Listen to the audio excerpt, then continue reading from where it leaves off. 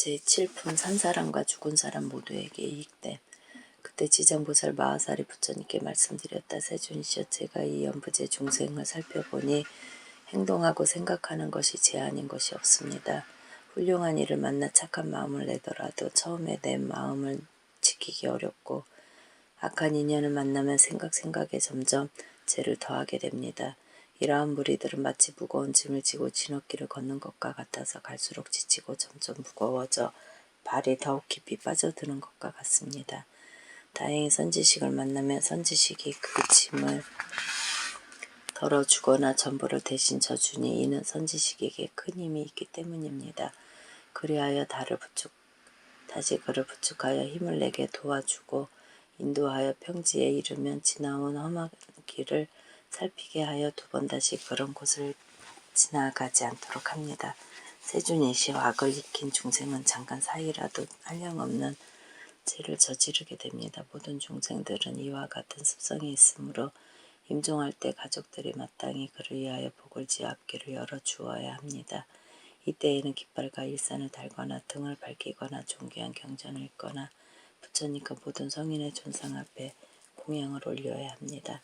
부처님과 보살 벽지부를 생각하며 한 분 한 분의 명호를 분명히 불러 임종하는 사람의 귀에 들려주어 마음을 새겨지도록 하면 그 중생이 지은 악업으로 악도에 떨어지게 되었더라도 가족들이 그를 위하여 성스러운 인연을 닦은 공덕으로 그가 지은 죄가 모두 소멸될 것입니다. 또 그가 죽은 뒤 49일 안에 가족들이 여러 가지 좋은 공덕을 지어주면 그 중생은 영원히 악도를 여의고 인간과 천상에 나서 뛰어나고 좋은 즐거움을 받게 되며 현재의 가족들도 한량없는 이익을 받을 것입니다. 그러므로 제가 부처님을 모신 지금 천륜팔부와 인간 아닌 이들과 연부제 중생에게 임종하는 날에 살생을 하지 말고 모든 악연을 짓지 말며 귀신을 숭배하거나 도깨비들에게 제사하여 절하고 구하는 일 따위를 말하지 말라고 권합니다. 왜냐하면 살생을 하거나 귀신에게 제사 지내는 것이 tal 것만큼도 죽은 사람에게 이익되지 않으며 죄만 더욱 깊고 무겁게 할 뿐이기 때문입니다. 설령 현생의 성현의 실력을 얻어 내생에 인간이나 천상에 나게 되더라도 임종할 때 가족들이 악을 지으면 죽은 사람이 그 재앙에 대해 변론하느라 좋은 곳에 남이 늦어지거늘 하물며 임종하는 사람이 생전에 작은 성근도 짓지 않았다면 그 본업에 따라 스스로 악도의 가보를 받게 되는데 가족들이 다시 악업을 더해야 되겠습니까? 그것은 마치 먼 길을 가는 사람이 식량은 떨어진 지 사흘이 되었고 100근이 넘는 짐을 졌는데 이웃 사람을 만나서 그가 또 작은 짐이라도 얻으면 어려움이 더 커지는 것과 같습니다. 세존이시여, 제가 연부제의 중생을 보니 모든 부처님의 가르침에 따라 착한 일을 털어난 물 한 방울, 모래 하나, 먼지 한 톨만큼 하더라도 이로 인한 이익은 모두 자신이 얻게 됩니다. 이 말씀을 하실 때 법회 중에 대번 장자가 있었으나 이 장자는 오래전에 무생법을 증득하였으며 시방세계의 중생을 교화제도하느라 장자의 몸을 나타낸 것이었다. 나타난 이였다. 그가 합장 공경하고 지장보살께 여쭈었다. 보살이시여, 이 남연부제의 중생이 목숨을 마친 뒤에 그의 가족들이 그를 위하여 공덕을 닦고 죄를 베풀어 여러 가지 선한 일을 하면 목숨을 마친 사람이 큰 이익을 얻어 해탈할 수 있습니까? 지장보살이 대답하였다. 장자여, 내가 지금 부처님의 위실력을 받들어 미래와 현재의 모든 중생들을 위해 간략히 말하겠습니다. 장자여, 미래와 현재의 모든 중생들이 임종할 때에 한 분의 부처님 보살 벽지불의 명호만 들어도 죄가 있고 없고를 가릴 것이 없이 모두가 해탈을 얻을 것입니다. 살아있을 때 선한 일보다 죄를 많이 지은 사람이 죽은 뒤 가족들이 그를 위하여 훌륭한 공덕을 지어 복을 닦아주게 되면 그 공덕의 7분의 1은 죽은 자에게 돌아가고 나머지 6은 산 사람의 이익이 됩니다. 그러므로 미래와 현재의 선남자 선여인들은 이 말을 명심하여 스스로 복을 닦으면 그 공덕을 모두 얻을 수 있습니다. 죽음이 불현듯 닥쳐오며 어둠 속에 헤매는 혼신이 되어 자신의 죄와 복을 알지 못하고 49일 동안 바보와 귀머거리처럼 지내다가 염라대왕 앞에서 모든 업과를 따지는 심판이 있은 뒤에야 업에 따라 새로운 생을 받게 됩니다. 앞길을 알지 못하는 동안 근심과 고통이 천만 가지인데 더구나 모든 악도에 떨어진다면 어떠하겠습니까? 목숨을 마친 사람이 아직 생을 받지 못하지는 49일 동안은 모든 가족과 친척들이 복을 지어 고통에서 구해주기를 간절히 바라다가 이날이 지나면 자신이 지은 업에 따라 과보를 받게 됩니다. 그가 죄 많은 중생이라면 천년 만년 동안 지나도 해탈할 날이 없을 것이며 오무간 지옥에 떨어질 큰 죄를 지어 대지옥에 떨어진다며 천겁만겁토록 온갖 고통을 받습니다. 장자여 이런 죄업 중생이 목숨을 마친 뒤에 가족과 친척이 그를 위하여 영제를 베풀어 선업을 도와줄 때 죄를 마치기 전이나 죄를 올리는 동안 쌀뜨물이나 나물 잎사귀 등을 함부로 땅에 버리지 말고 모든 음식을 부처님과 스님들께 올리기 전에 먼저 먹지 말아야 합니다. 만약 이를 어기고 먼저 먹거나 정성스럽고 정갈하게 만들지 않으면 이 망자는 복력을 얻지 못하게 됩니다. 그러나 정성을 다하여 청정하게 만든 음식을 부처님과 스님들께 올리면 망자는 그 공덕의 7분의 1을 얻습니다. 그러므로 장자여 연부제의 중생이 목숨을 마친 부모나 가족을 위하여 지극한 마음으로 정성스럽고 청정하게 제를 베풀어 공양을 올리면 산 사람과 죽은 사람 모두가 이익을 얻는 것입니다. 이 말씀을 하실 때 도리천궁에 있던 천만억 나유타의 연부제 귀신들 모두가 한량없는 보리심을 발하여 대변장하였고 대변장자는 가르침을 받들고 기뻐하며 절하고 물러났다. 제8품 염라왕들을 찬탄하다. 그때 철이산 안에 있는 한량없는 기왕들이 염라천자와 함께 도리천에 와서 부처님이 계신 곳으로 모였다. 이를테면 악독기왕, 다악기왕, 대쟁기왕, 백호기왕, 혈우기왕, 적호기왕, 산왕기왕, 비신기왕, 정강기왕, 낭하기왕, 천왕기왕, 담수기왕, 부석기왕, 주모기왕, 주화기왕, 주복기왕, 주식기왕, 주재기왕, 축기왕, 주근기왕, 주수기왕, 주매기왕, 주상기왕, 주명기왕, 주질기왕, 주엄기왕, 삼목기왕, 사목기왕, 오목기왕, 기리실왕, 대기리실왕, 기리차왕, 대기리차왕, 아나타왕, 대아나타왕 등이었다. 이들 큰 기왕들은 각각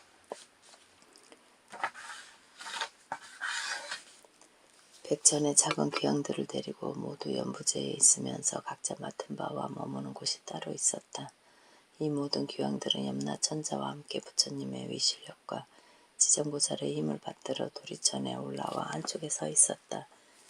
그때 염라천자가 무릎 꿇고 합장하며 부처님께 말씀드렸다.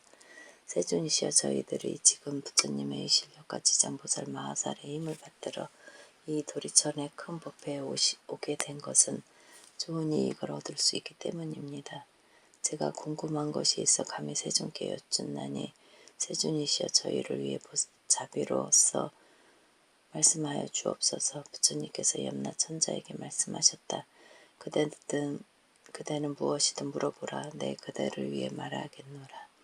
이때 염라천자가 세존을 우러러 절하고 지정보살을 돌아보고는 부처님께 말씀드렸다.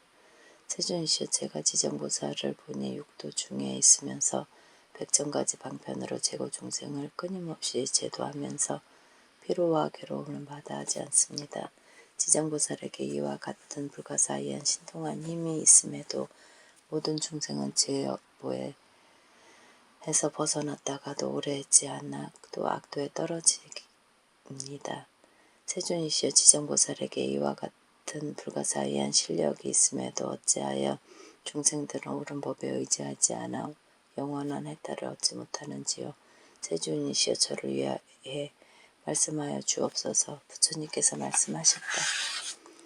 남연부제 중생들은 성품이 억세고 거칠어서 거칠어 다스리고 길들이기 어렵지만 지장보살은 백천겁 동안 이와 같은 종생을 하나하나 구제하여 해탈로 이끌고 있다. 이러한 죄인들과 큰 악도에 떨어진 종생들까지도 지장보살의 방편력으로 그들이 숙세의 일을 깨닫게 하여 근본 어변에서 구제하건마 연부제의 종생들은 악습이 무겁게 맺혀서 구제되었다가도 금방 돌아가므로 지장보살이 오랜 겁에 지내면서 수고롭게 제도하여야 비로소 해탈하게 된다. 비유하자면 어떤 사람이 정신이 어려 자기 집을 잃고 헤매다가 험한 길로 잘못 들어섰는데 거기에는 수많은 야차와 호랑이, 사자, 구렁이, 독사 따위가 있어 그 사람이 이 길에 들어서자마자 여러 악독한 짐승들과 곧 마주치게 되었다. 그때 수법으로 모든 악독한 것들을 잘 막아낼 수 있는 선지식이 있어 험한 길로 들어가려 하는 미혹한 사람에게 말하였다. 이 가련한 사람이 어쩌자고 이런 길에 들어섰습니까?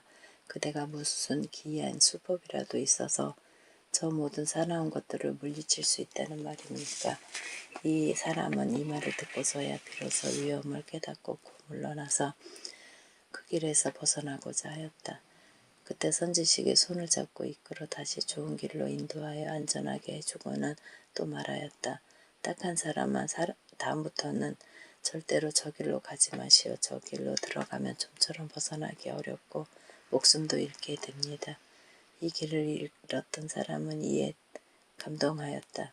헤어질 때 선지식은 또 말하기를 만약 길 가는 사람을 보거든 친지거나 아니거나 남자거나 여자거나 간에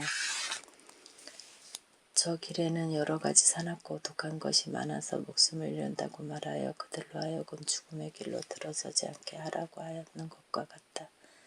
이렇듯 대자비를 갖춘 지장보살이 재고중생을 구제하여 천상이나 인간으로 나게 하고 즐거움을 받도록 해주면 그들이 업보의 괴로움을 알고 악도를 벗어나 다시 그런 일을 겪지 않게 하는 것은 저 길 잃은 사람이 험한 길로 잘못 들어갔을 때 선지식을 만나 구출되어 다시는 그곳에 빠져들지 않는 것과 같다.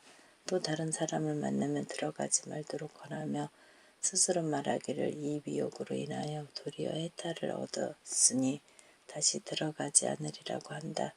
그러나 여전히 어리석은 사람은 예전에 빠졌던 험한 길임을 모르고 또다시 그 길을 밟아 목숨을 잃어 악도에 떨어지기도 한다.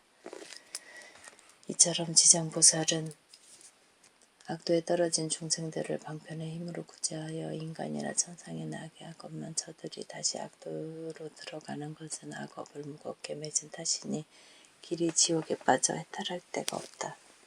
그때 악도 귀향이 합장 공경하고 부처님께 말씀드렸다. 세존이시여 한량없이 많은 저희들 모든 기왕이 연부제에 있으면서 사람들에게 이익을 주기도 하고 손해를 끼치기도 하는 것은 각각 서로 다른 것은 끼치기도 하는 것이 각각 서로 다른 것은 업보가 다르기 때문입니다. 저희 권속들이 여러 세계를 다녀보며 악함이 많고 선함은 적습니다. 저희가 사람의 가정이나 도시, 마을, 장원, 건물을 지나다가 어떤 남자나 여인이 티끌만큼이라도 착한 일을 하거나 삼보를 찬양하는 깃발이나 일산을 하나라도 달거나 약간의 향과 꽃을 불상이나 보살상 앞에 올리거나 존중한 격전을 독송하면서 한 글귀 한 개송에라도 향을 사르고 공양하는 것만 보아도 저희 귀향들은 이 사람을 과거, 현재, 미래의 부처님같이 공경하겠습니다.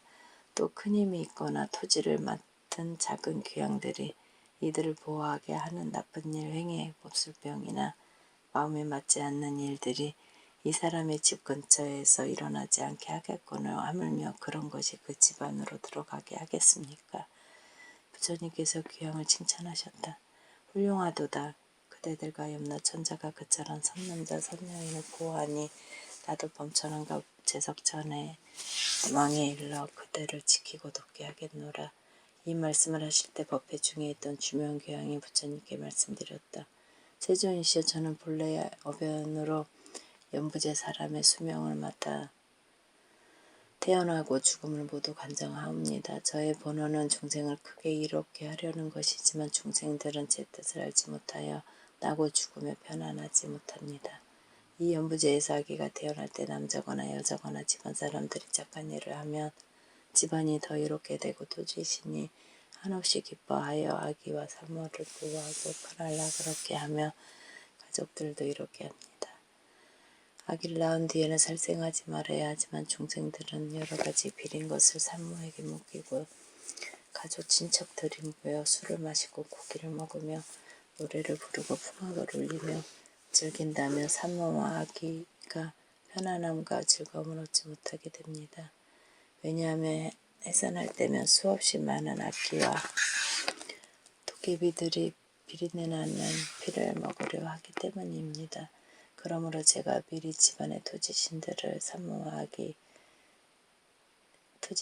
산모와 아기를 잘 보호하여 편안하게 해주도록 합니다. 사람들은 마땅히 이에 감사하고 복을 베풀어 모든 토지신들에게 보답해야 함에도 도리어 살생하여 잔치를 벌이니 이는 스스로 재앙을 불러 아기와 산모를 함께 해치게 됩니다. 또 저는 연부제에서 임종하는 사람이면 모두 선악을 묻지 않고 악도에 떨어지지 않게 하려고 애를 쓰고 있사온데 하물며 스스로 성근을 닦아서 제 힘을 도와주는 사람은 어떠하겠습니까?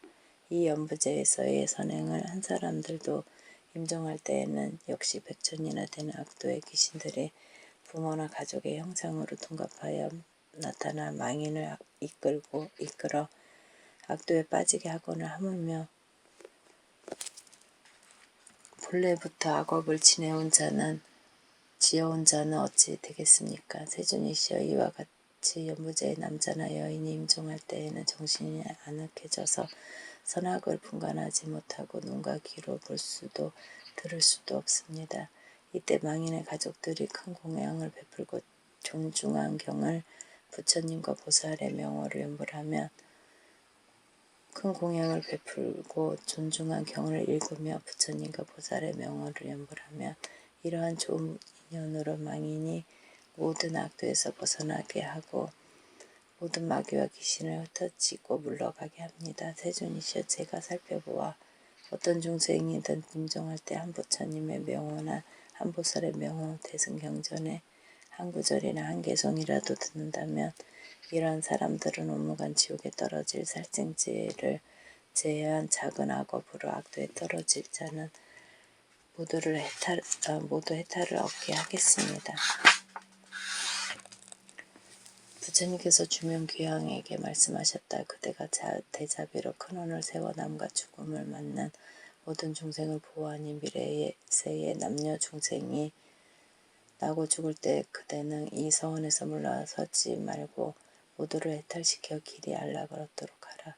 귀향이 부처님께 말씀드렸다. 원컨대 염려하지 마옵소서. 저는 이 몸이 다하도록 생각마다 연부제의 중생들을 보호하여 날 때나 죽을 때 모두 안락을 얻게 하겠습니다. 다만 저는 모든 중생들이 나고 죽을 때에 제 말을 믿고 받아들여 모두가 해탈을 얻고 큰 이익을 얻기를 바랍니다. 그때 부처님께서 지정보살에게 말씀하셨다. 이 주명귀향은 과거 백전생을 대귀향으로 지내며 중생을 나고 죽음 속에서 보호하고 있으니 이는 보살의 자비원력으로 대귀향의 몸을 나타난 것이지 실은 귀향이 아니다. 앞으로 170겁 뒤에 성불할 것이니 명호는 무상열애이고 겁의 이름은 안락이며 세계의 이름은 정주라 하고 그 부처님의 수명은 헤아릴 수 없는 겁이 될 것이다. 지정보살 마하살이 이 대귀향의 일은 이렇게 불가사의하고 그가 제도하는 하늘과 사람들 또한 헤아릴 수가 없을 것이다.